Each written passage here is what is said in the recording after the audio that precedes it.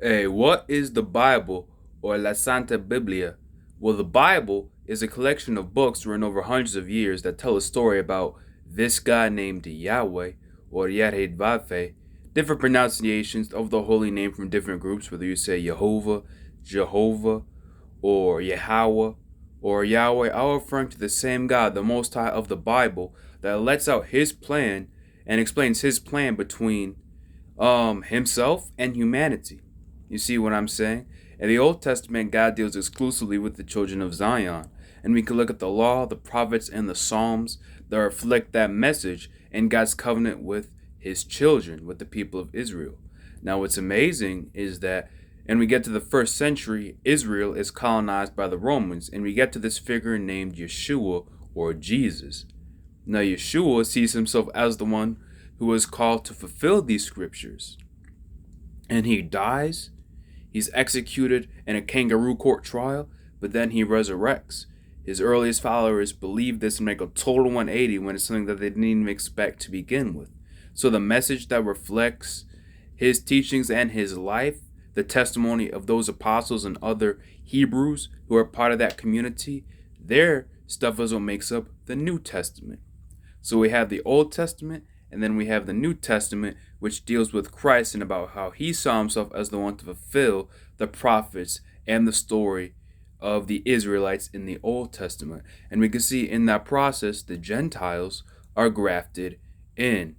Now, what I want to say is there's different traditions. As we look into the different churches of the Gentiles, we see different traditions that have different canons.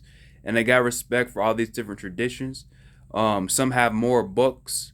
We all agree about the New Testament, which I do see Christ preserving his assembly in that, because any of these things that sort of teach against what the New Testament teaches, everybody disagrees about. So all these different groups who proclaim Christ are solid when it comes to what the New Testament says and reject these type of New Testament secret wisdom gospels that I'm also going to make a video about. But the question becomes with the Old Testament, because there are more Hebrew books that were written after Malachi, and different church traditions recognize them.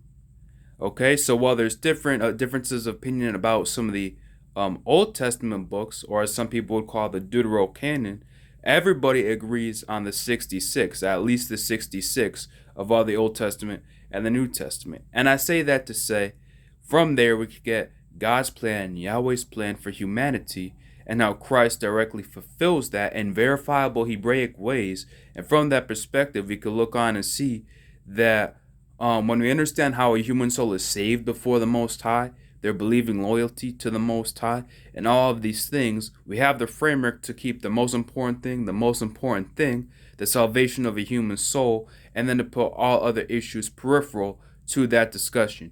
You see what I'm saying? So it's interesting to dialogue with these different believers. Again, the ancient African churches, and even the African Jews in Ethiopia, I got a lot of respect for and their traditions of the books they have. But when you understand how a soul is saved before the Most High, we got to make sure to put everything in its proper place when we're led by the Spirit in these discussions.